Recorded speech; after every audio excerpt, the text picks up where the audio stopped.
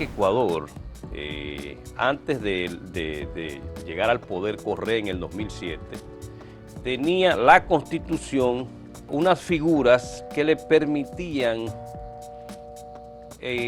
destituir presidente con mucha facilidad. De los temas que se debatió es, hay que tratar de que esta Constitución no tenga esa figura, entonces crea, en el 148 de esa Constitución se crea la figura de la muerte cruzada. ¿A qué se reunieron ellos? A decir que van a seguir apoyando a Zelensky en la guerra contra Ucrania.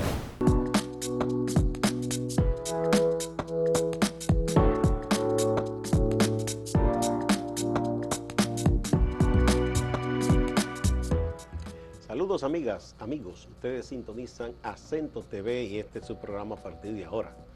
Hoy tenemos de nuevo al profesor Luis González, que tenía unos días que no nos veíamos, porque hay muchas cosas en el ámbito internacional de las relaciones exteriores y la diplomacia que merecen, ¿verdad?, su aguda visión de analista. Bienvenido, profesor. Bueno, gracias de nuevo, ya tú lo has señalado, no nos habíamos visto, pero siempre estamos en contacto, claro, y siempre dándole seguimiento al gran aporte que hacen ustedes aquí a partir de ahora y también todo Acento. A ver, profesor, esto que ha ocurrido en Ecuador, que para mucha gente es como extraño, es una figura que se llama la muerte cruzada. ¿Cómo es eso? Sí.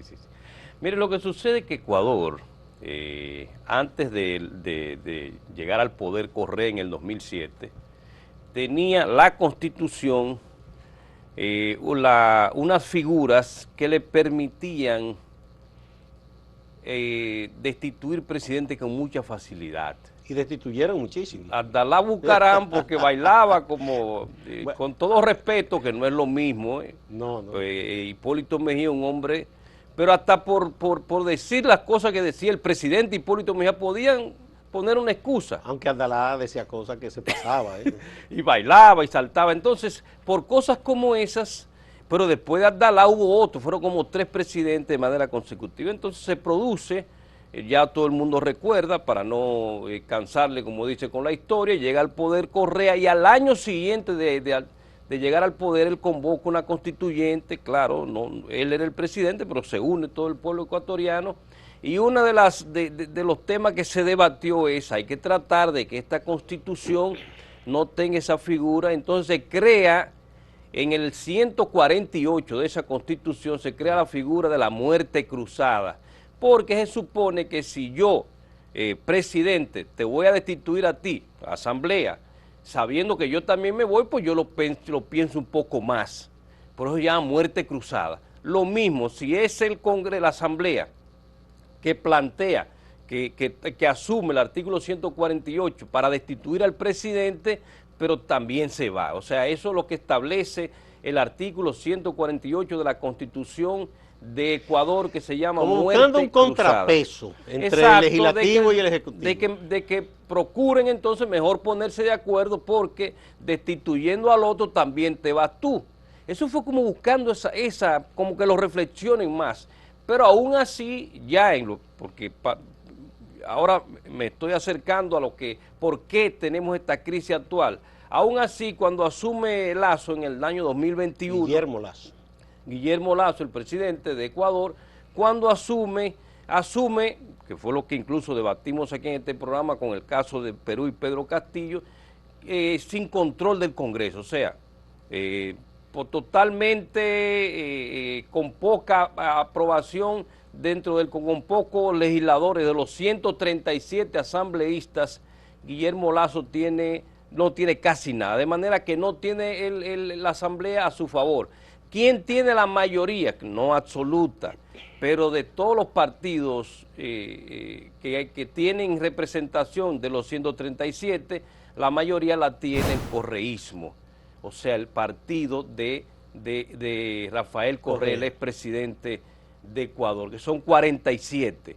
El que más cerca está es un partido indigenista que tiene 24, luego hay otro que tiene 16, y luego hay otros, una coalición de partidos con 16 más, o sea, están bien distribuidos, pero el correísmo con 47... es un peso importante. Es un peso importante, más los aliados opositores, todos se pusieron de acuerdo dice Guillermo Lasso, y en parte es así, lo digo con toda responsabilidad en República Dominicana, le han hecho la vida imposible al presidente Guillermo Lasso. Lo intentaron destituir el año pasado, le faltaron 4 votos para la destitución, creo que fue incluso invocando la misma muerte cruzada, por ahí no se pudo porque tienen que votar también. El caso del presidente le emite un decreto, pero ellos tienen que ponerse de acuerdo. Reunir los todos. votos. Entonces ahora, para que la gente entienda por qué tenemos la crisis, por qué se produce, por segunda vez, entonces se acusa al presidente con una figura un poco extraña. O sea, aquí yo le tengo que hablar a ustedes, lo que nos están mirando aquí en República Dominicana y el mundo, con los hechos. O sea, ¿por qué lo acusan? Por un peculado por omisión, una figura que ni siquiera existe, pero lo han insertado ahí, porque de un contrato que ni siquiera él firmó, sino que fue del año 2018, 2 años o 3 antes de él asumir, y se entiende que él debió enfrentar eso, una crisis que hay. O sea, que llegado al poder, él debió ese caso asumirlo, quizás someterlo a la justicia. Exactamente. Y por no hacerlo, o sea, por omisión, exacto, se le está pegando a él la culpa. Exacto, pues un peculado y que no han podido demostrarle, pero como tiene el correísmo y los otros partidos, la mayoría, ya él estaba seguro, Guillermo Lasso, por la información que tenía, de que luego de haberlo escuchado, porque se reunieron, creo que fue el mismo 16 de mayo, se reunieron, lo escucharon a él, hablaron los asambleístas. Entonces, ante esa situación, ya él sabía que el sábado próximo, a ese martes, se iba a reunir la asamblea, y de los 137 necesitan, Gustavo, 92. Y ya todo el mundo estaba casi seguro de que tenían los 92 votos para un juicio político. La diferencia del juicio político es que destituyen al presidente y la asamblea se queda, porque eso es otra figura, eso está en el artículo 129 de la Constitución, son figuras diferentes. O sea, la asamblea puede hacerle un juicio, no con tanta facilidad como antes, pero le puede hacer un juicio, con 1/3 puede llamar a juicio, eso lo hizo el correísmo solo, son 46 votos, el correísmo tiene 47. Luego entonces, para la destitución son 92. 2/3 partes. La mayoría clasificada. Entonces ya estaban casi seguros que iba a suceder. Entonces, como el presidente tenía esa información, al día siguiente, creo que el miércoles 17, el presidente Lasso a las 7:30 de la mañana sorprende a Ecuador, aunque para muchos no era sorpresa, porque era la única salida que tenía, porque lo que le esperaba era la destitución, y no iba a tener la oportunidad de demostrar algo que él entiende que puede demostrar, lo voy a explicar ahora. Con esta figura, entonces, él asume lo que plantea el artículo 148, emite un decreto, destituye el Congreso y llama a elecciones. Pero mientras tanto, él puede gobernar, como de hecho lo va a hacer, por decreto hasta que, y ya se está señalando la fecha, va a ser en agosto de este año 2023 la elección, entonces que de ahora hasta agosto, él podrá gobernar por decreto. Solamente de forma, el Consejo Constitucional le podría ratificar, pero no de fondo, sino para si hay algo que puede violar la Constitución, pero sin embargo... Supongo que gobernar por decreto también tiene sus límites, porque no exacto, todo se puede hacer. No todo, es para temas económicos. Para que el Estado no se detenga. Eso es para temas económicos, por eso quiero decir que él lo que quiso fue darse una oportunidad de demostrar al pueblo que él quería promover muchas políticas económicas en favor del pueblo, que esa asamblea no se lo permitía, y ahora lo va a hacer por decreto. Esa es la jugada de Guillermo, la última salida que le queda, porque para las elecciones del de agosto él se puede presentar como todos los asambleístas, pero muchos dicen que tiene pocas posibilidades, al menos que aproveche, reitero, Gustavo, estos meses y demuestre que él sí puede gobernar para bien del pueblo ecuatoriano. Es una situación complicada, la de ese hermano país. Sí, recordamos que hubo muchos presidentes destituidos. Sí. Aquellas revoluciones de los ponchos que llamaban. Sí. Y luego también parece un poco a la situación de Perú con la figura de la vacancia. Sí, exacto. Que han destituido muchísimo en poco tiempo. Incluyendo al presidente Pedro Castillo, porque llegó sin control del Congreso. Yo temprano en otro programa con otro colega de aquí estábamos hablando que aquí si algo uno dirá es bueno o es malo, es que todavía tenemos partidos principales del sistema que son fuertes, porque allá se han fragmentado mucho. Entonces es verdad que hay un Congreso diverso, pero al mismo tiempo no hay una madurez política para que se pongan de acuerdo en las cosas fundamentales. Exacto. Y entonces es una tirantez permanente. Me dice un amigo peruano que en Perú prácticamente hace mucho que quien gobierna realmente es el Congreso. Y que hay gente enquistada ahí que no se va. Y entonces es difícil que alguien llegue que no le hagan la vida imposible de inmediato. Por eso, porque ahí hay que hablarlo ya en mi calidad de politólogo. Las ventajas, si se puede decir de ventaja del sistema parlamentario, Gustavo, es que el jefe de gobierno, en este caso un presidente, jefe de Estado, jefe de gobierno, tiene que tener el apoyo del Congreso, del Parlamento, para poder gobernar. Si no tiene ese apoyo, entonces hay que buscar otro para evitar precisamente eso. Porque tú no puedes estar en el Congreso y teniendo esa retranca permanente, digo, en el Ejecutivo teniendo la retranca permanente del Congreso opositor. Lo que deben ponerse de acuerdo, pero ya vemos que en esos países no se ponen de acuerdo, sino que destituyen al Ejecutivo. Y en este caso de Ecuador, que fue con el que comenzamos el programa hoy, es el Ejecutivo que han asumido una figura de la Constitución que se llama muerte cruzada. Pero igual es que, porque hay países como España o Italia, que los parlamentos les retiran el aval. Exacto. Y entonces recordemos a Rajoy, que salió del gobierno español. Pero eso no crea un trauma, eligen otro. Es lo que le digo, pero es la ventaja. No, en el Reino Unido recientemente hubo... Y en Israel se da eso cada rato. Porque son sistemas parlamentarios, esa es la ventaja. A mí pero no me gusta aquí es tanto. Un parlamentarismo que aquí es problemático, en esta zona nuestra, que somos tan calenturientos. Exacto, yo no lo planteo, pero yo digo que esas son las ventajas que tiene. Yo creo que los sistemas presidencialistas, como los de nosotros, deben ponerse de acuerdo. Bueno, Estados Unidos lo tiene y tiene un problema ahora entre el Congreso y el Ejecutivo. Podría entrar en un problema serio. Bueno, vamos a una primera pausa, profesor, y volvemos.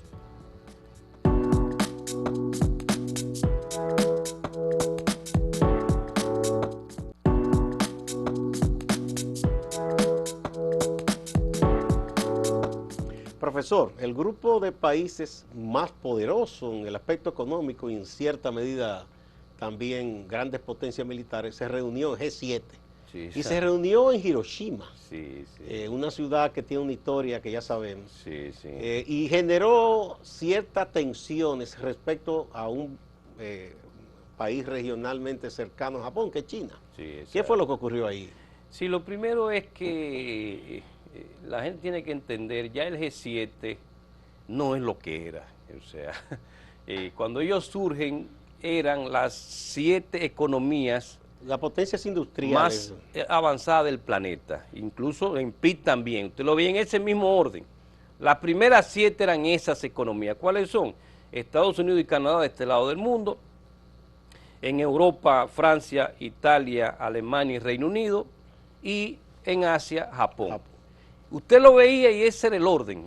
Las 7 economías más importantes también eran las industrializadas y todo eso. Pero ya eso ha cambiado, ya en el orden de las economías, ni en PIB nominal ni a PPA están esas 7. Ya hay lugares que están en lugares 14.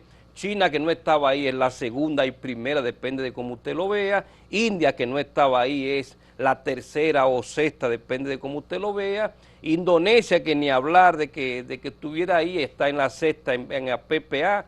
O sea, pero es bueno que la gente entienda por qué existe ese G7.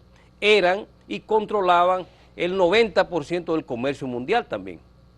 Y de la industria. Exactamente. Si usted lo ve, la mayoría está en el Atlántico Norte, Estados Unidos y Canadá, más las europeas y Japón, que era la que representaba todo Asia, pero representaban todo el comercio mundial, la producción de conocimientos también, porque hay que decir la verdad. En ese momento tenía razón de ser ese foro y era de vital importancia darle un seguimiento. Todavía lo sigue siendo, pero no como antes. Ahora, tienen una gran responsabilidad porque tienen ahí las economías como Estados Unidos, que sigue siendo primera en PIB nominal y segunda en PIB a PPA, aunque tiene una deuda que supera el 30% de su PIB. Ese es otro elemento, Gustavo. Esas 7 economías, ese G7, todos, con excepción de Canadá y de Alemania, que lo tienen un 98%, superan el 100% de su PIB. En deuda. En deuda. Japón lo tiene en un 229%. Entonces, yendo a la pregunta que usted hace, en este año 2023 se reúnen nada más y nada menos que en Hiroshima. Hiroshima fue la primera ciudad japonesa que recibió la bomba atómica, el 6 de agosto de 1945. Murieron ipso facto en el momento 145.000 seres humanos y luego de ahí las secuelas quedaron por muchos años. Y esa ciudad que representa la paz, entonces una gran contradicción, lo que se va a hablar es ahí de guerra. No se habló ni de los problemas que tiene el mundo del cambio climático, que es una realidad. Bueno, República Dominicana vuelve a tener mucha lluvia, eso no es improvisado. Una gran sequía y de repente mucha agua. Eso es un tema que tenemos que enfrentar todos los países del mundo, pero ellos no hablaron nada de eso. El tema de las posibles nuevas pandemias que puedan surgir, ya el de la Organización Mundial de la Salud advirtió que podía venir algo peor que el COVID-19. Ellos no hablaron de eso. No hablaron de la posible hambruna, de la producción de alimentos del planeta. El problema de los combustibles fósiles. De los combustibles fósiles y seguir apostando por, que eso está vinculado al tema del cambio climático, por la movilidad eléctrica, por un lado, por energías alternativas, nada de eso. ¿A qué se reunieron ellos? A decir que van a seguir apoyando a Zelensky en la guerra contra Ucrania. Invitaron a Lula da Silva, que no es parte del G7, pero fue invitado. Lula llevó un plan, una propuesta de paz y quiso reunirse con Zelensky y lo dejó esperando.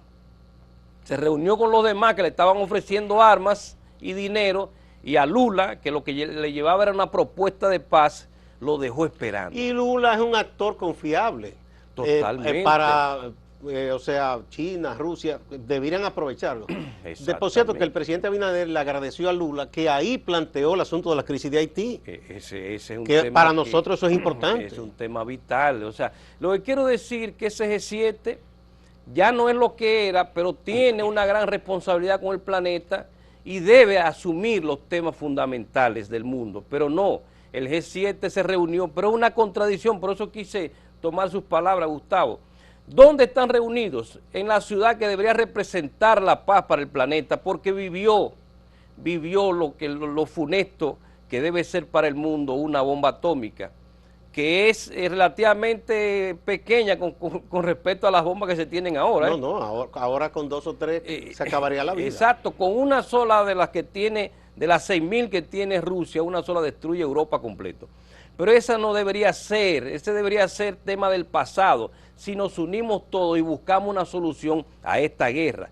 Pero esta guerra ya sabemos todo lo que significa para esta región del mundo que está en decadencia, que es Occidente, ante el ascenso de los demás. Lo que se plantea, y es lo que se debió plantear ahí en ese foro, es buscar la manera de unirnos todos para debatir los temas reales. Pero lo más contraproducente fue que algunos de los líderes del G7 criticaron la postura de China respecto al conflicto entre Rusia y Ucrania. Exacto. En un país que ya se lleva bien con China hoy, pero que fue un país que invadió y ocupó parte de China muchos años, que fue Japón. Exacto. Eso no le cayó muy bien al gobierno chino. No, y desde dónde, ahí iba, gracias que me lo recordaste, desde donde precisamente el anfitrión del G7 fue Japón, y toma Japón, que ya como usted señaló, tuvieron sus crisis, pero ya más o menos se estaban poniendo de acuerdo, entonces retoma Japón con el apoyo de los demás países del G7 para que los temas sean: Zelensky, vamos a seguirte apoyando; Rusia, tú eres el responsable de todo lo que le está pasando al mundo; y China, tú eres el otro responsable. Eso no debe ser. Ese no debe ser el mensaje que envíe un pueblo como Japón, que es un pueblo que debería representar también más paz, y que de hecho es un pueblo con una tradición, en principio, antes de la Revolución Meiji, del expansionismo, un pueblo que representaba más paz y tranquilidad. Y es en esencia, el japonés es un pueblo trabajador, disciplinado. Yo creo que lo que se debe hacer, en vez de tomar esos escenarios para lo que pasó, ponerse de acuerdo. Ya después de eso hubo algunos intercambios entre China y Japón y se le quiere buscar una salida positiva. En síntesis, con respecto a eso, Gustavo, lo que yo quiero que los que nos están siguiendo entiendan, ese grupo G7, que tiene una gran responsabilidad con el planeta, desde un lugar como Hiroshima, debió enviar otro mensaje, un mensaje más de paz, de tranquilidad, de transformar, de unirnos para lograr un planeta mejor para todos. Bien, vamos a otra pausa y cuando regresemos vamos a tocar otro tema internacional porque tiene que ver mucho con República Dominicana.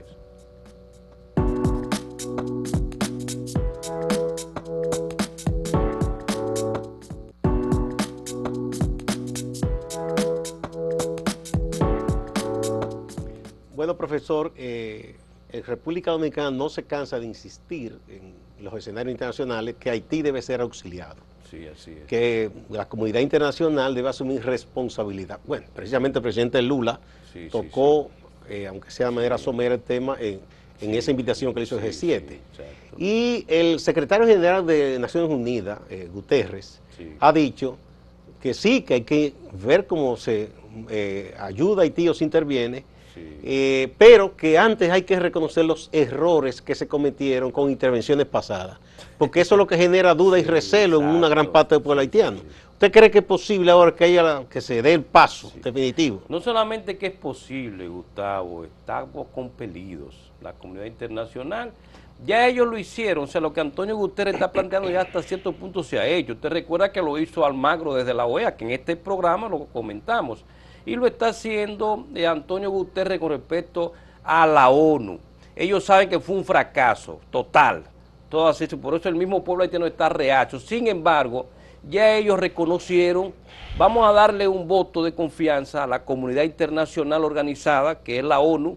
La OEA debería jugar un papel también ya. Pero como la OEA regional está un poco desacreditada, ¿no? Exacto. Almagro ha tenido falda metido. Igualmente, bueno, pero la institución, la persona no puede estar por encima, pero la institución, esas dos instituciones, Gustavo, ya hicieron su mea culpa, pero tienen que asumir la responsabilidad. Y también los países como Estados Unidos, Canadá, Francia, ya lo hemos dicho varias veces, eso hay que hacerlo, hay que asumir. Y el presidente de la República Dominicana, Luis Abinader, ha sido coherente en esa parte. Como usted comenzó su comentario diciendo, la República Dominicana, o sea, su presidente y su canciller Roberto Álvarez insisten, porque la única manera de que se resuelva el tema haitiano es que la comunidad internacional lo asuma. Y el presidente llegó a decir recientemente, Gustavo, pacificándolo. No quiere decir que vayan a explotar, les tiren una bomba, la gente a veces confunde los conceptos. Es ir allá y organizarlo, tomar esas bandas. En colaboración con los haitianos. Correcta. Porque no es que usted va a mandar a una persona extranjera a disparar a lo loco, no. Coordinar con la policía haitiana, las autoridades. Bueno, hubo un ex embajador de Haití aquí que habló, hizo una propuesta parecida y eso mismo que usted plantea. Vamos a tomar los haitianos, la policía, porque están ahí, lo que pasa es que no tienen nada. Pero esas instituciones están ahí todavía. La policía es más numerosa, el ejército es simbólico, son 500, 400 personas. Exacto. La policía son más de 30.000. Pero por lo menos asumirlo todo, armarlo y apoyarlo conjuntamente con la comunidad internacional. Esa puede ser la salida. Yo creo, Gustavo, y lo voy a decir con responsabilidad ahora mismo, independientemente de las encuestas, los temas que están planteando para la próxima campaña electoral, que ya estamos a menos de un año, ya estamos mayo terminando. Viene una pre-campaña interna ahora y después el año que viene vendrá la campaña. Exactamente, entonces, pero ya con esa pre-campaña y debatiendo los temas, para mí el tema que va a definir el próximo presidente de la República Dominicana va a ser el tema haitiano. Porque el tema haitiano... Pero ¿y por qué sale tan bajito en la lista de temas? Todas las encuestas coinciden. Está el problema de la inflación, desempleo, inseguridad, una serie de cosas, producción, y sale por allá bajito el tema de la migración haitiana. ¿Por qué? Sí. Pasa que no es la migración. Cuando yo digo el tema haitiano, no es solamente como lo está midiendo. Si se mide como tema transversal, el tema haitiano tiene que ver con inflación, tiene que ver con desempleo, tiene que ver con el PIB dominicano que se gasta en ellos mismos, en los hospitales. O sea, todos... En la inseguridad ciudadana están involucrados haitianos. O sea, ese tema, si se maneja bien, yo estoy convencido, Gustavo, que ese va a ser el tema que va a definir el próximo presidente pues de la si República es así, Dominicana. entonces el presidente Abinader tiene el carril de adentro, porque él ha complacido los clamores, querían un muro, lo está construyendo. Ha reforzado migración que anda siendo enredada permanentemente y deportando indocumentados. Y mantiene ese discurso en el nivel internacional. De alguna manera entonces él desarma a la oposición con ese tema. Bueno, puede ser, pero si la oposición plantea, porque la desventaja que tiene el presidente, y estoy de acuerdo contigo en eso, siempre lo he reiterado aquí, pero una desventaja que podría tener es que le podría decir la oposición, pero usted tiene el poder, lo ha planteado varias veces, pero ¿qué ha sucedido? ¿Cuál iniciativa concreta ha tomado para enfrentar la migración excesiva? Ha tomado alguna y ha tenido alguna respuesta de la comunidad internacional. O sea, esa puede ser el handicap. Que eso no es tan fácil, porque mire Estados Unidos con toda la militarización. Exacto. Y todo, y esos son miles y miles de gente que todos los días llega. Y Europa, que ha hecho de todo, esas embarcaciones de África llegan todos los días.